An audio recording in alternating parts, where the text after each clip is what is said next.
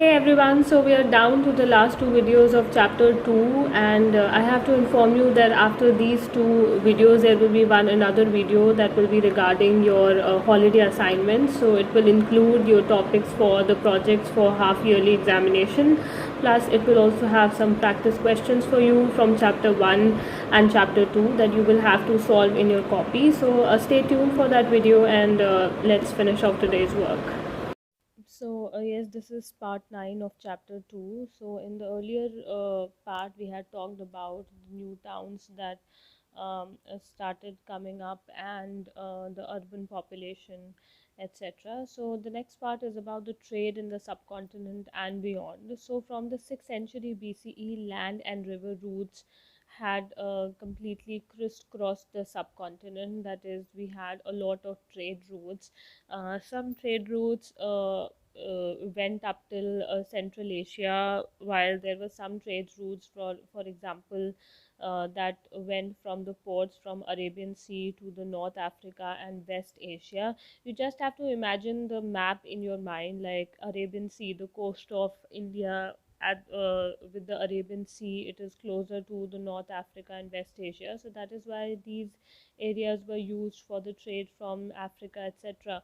Apart from that, the Bay of Bengal region was closer to the Southeast Asia and China, etc. So these ports were used for trade in that region. So rulers often attempted to control these trade routes because they wanted these to flourish so that they can earn more bullion, and sometimes they even paid a price for the protection of these trade routes. So those who traveled these routes included peddlers, people who traveled on foot, or probably the merchants who used to travel in caravans with proper pack animals, etc. So other than that, there were seafarers also, people who used to travel through the seas. Their works were extremely risky because of the pirates, etc., and even the normal climate that can harm their long journeys, etc. But even though it was risky, it used to be extremely profitable because they were going overseas. And these successful merchants were designated by several names, like they were called Masatuvan in Tamil and Sethis and Satvahas in Prakrit. So they were enormously rich, and they used to have a lot of bearing in the political working of the empire. So the kings always used to help them out and flourish.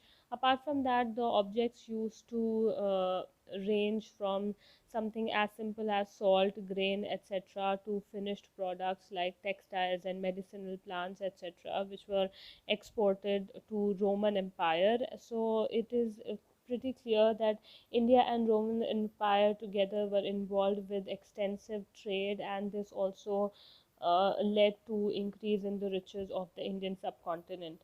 Now, in next subtopic is coins and the kings. Now, this is an extremely important topic because we have already done this numismatics, that is the study of coins, give us a lot of idea about the kind of economy that was being that prevailed at that time. So, to some extent, exchanges were facilitated by the introduction of coinage. So, not everything was barter system, like if you exchange products. That was not the case. There were many places, especially in urban towns, where coinage was being used, and the earliest coin that we know in the Indian subcontinent is the punch marked coins, which we know through the pre modern time to modern time, etc. So, these punch marked coins were basically made of silver and copper, and they were among the earliest to be minted. Like, if you were asked which is the earliest coins, you have to write the answer to be the punch marked coins.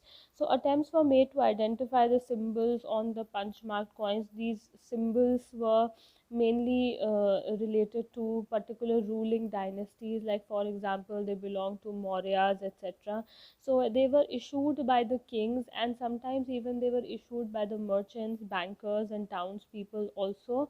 The first coins to bear the names and images. Now earlier than this, till the modern empire, these coins only used to have symbols of related to the kings. But after the coming in of the Indo-Greeks, the foreigners, they introduced a new type of coinage which also had proper names of the king and their images. So these coins can be easily be attributed to a particular king. So every king used to have a particular coin attached to them.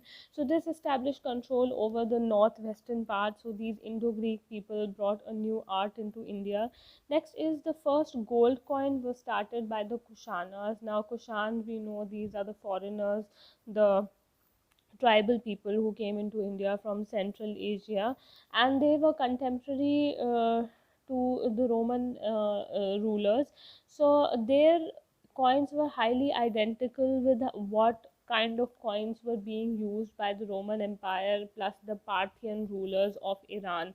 So Parthian, again, they were the foreign tribal people who used to uh, you know um, uh, head the empire in Iran. So these people used to also, they also introduced some types of coins in India as well, in North India plus Central Asia. So besides the hoards of the Roman coins, India have also been found from the archaeological sites in South India. So this again shows that Northern India and Southern India both, they were being involved into active trade with the Roman Empire.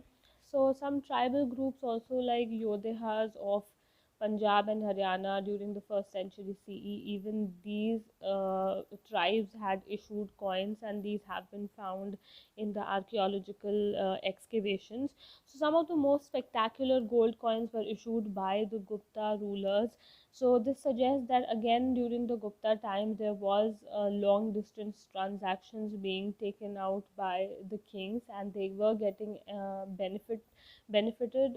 Plus, because of the purity of the gold coins, it is said that this was a golden period of Indian history, because the coins that are available are extremely pure, and the gold content in them is extremely high.